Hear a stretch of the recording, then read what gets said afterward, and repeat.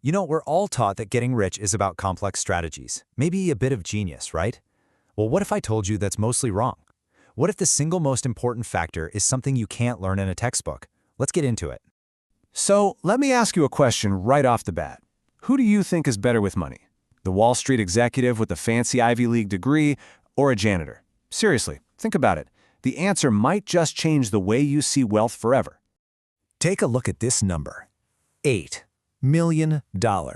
What do you think that represents? The bonus for some tech CEO? A lottery win? The truth is actually way more interesting. That's right. When a lifelong janitor and gas station attendant named Ronald Reed passed away back in 2014, he left behind an $8 million fortune. He didn't win the lottery, he wasn't some secret stock-picking genius, he just consistently saved what he could and let compounding do its thing for decades. And Ronald's story perfectly illustrates the core idea we're going to unpack today. Your success with money has way less to do with how smart you are and way more to do with how you act. So with that in mind, let's bust 3 of the biggest myths that get in our way. Okay, first up, this idea that you can get something for nothing in the markets. We all want those incredible, life-changing returns, but we have this tendency to forget that anything of value has a price. Think about it like this. If you wanted a really nice watch, you wouldn't just grab it from the store and run out, right? You know you have to pay for it. The stock market is the exact same. The incredible wealth it can generate over the long haul isn't some free gift. It has a price tag. But here's the twist. That price isn't what you think it is. And here's what most people completely miss. The price of a stock isn't what you pay to buy it. The real price, the real fee, is the emotional roller coaster. It's the volatility, the fear, the doubt, that pit in your stomach telling you to sell when things get scary. That's the price of admission for long-term gains. Just look at this ride. This is exactly what paying the price looks like. Let's say you invested in Netflix a decade ago. Yeah, you'd be sitting on some massive gains now. But could you have stomached watching your investment get crushed by 80% in 2011 without freaking out and selling everything? That fear, that panic, that is the real price you have to pay. And hey, this isn't just for some risky tech stock. This is the S&P 500, the broad market. Since 1980, the market has spent a grand total of 13 years down 20% or more from its high. Downturns aren't a bug in the system, they're a feature. They are literally the fee you pay for a shot at real long-term wealth. So if we accept that volatility is the price of admission, what's another huge mental roadblock? Well, that brings us to myth number 2, the incredibly dangerous idea that more is always better. This quote just nails it, doesn't it?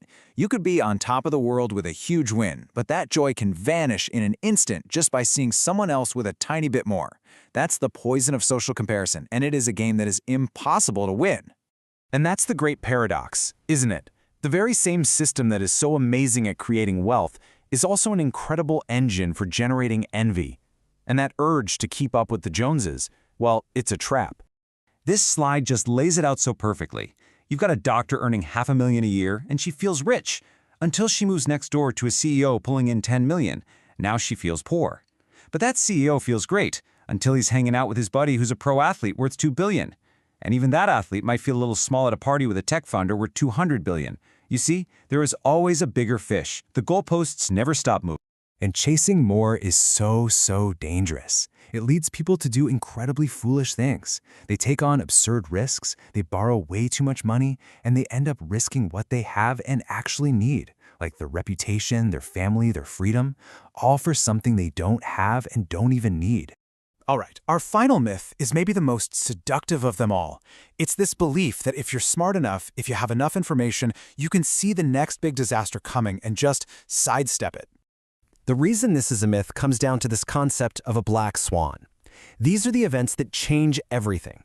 By their very definition, they are unpredictable. They're extreme outliers, they have a massive impact, and it's only after they happen that we all look back and create these neat little stories that make them seem obvious. I mean, just think about the biggest events that moved markets in the last century. The Great Depression, the 2008 crash, the COVID-19 pandemic. The news was full of experts, but let's be real. Virtually no one saw these things coming before they happened. History is basically just one surprise after another. So, if you can't predict the next crisis, what are you supposed to do? A lot of people try to time the market. They sell out, hoping to avoid the worst days. But this strategy has a fatal flaw. What if, in trying to miss the bad days, you also miss the best ones? Okay, get ready for this because this stat is absolutely mind-blowing. Look at this chart. If you had stayed invested in the S&P 500 for the last 20 years, you'd have a 291% return. Not bad. But if you had missed just the 4 best days in that entire 2-decade period, your return plummets to 164%. That is insane. You lose almost half your potential gains by missing just 4 days. So the takeaway here is incredibly powerful. Stop listening to people who predict what the market's going to do next. Stop trying to guess the future. Instead, just focus on building a financial plan and a mindset that can survive the unexpected. Preparedness will beat prediction every single time. So we busted these 3 big myths. What's the big picture here? What's the one thing that truly matters more than anything else when it comes to actually building wealth?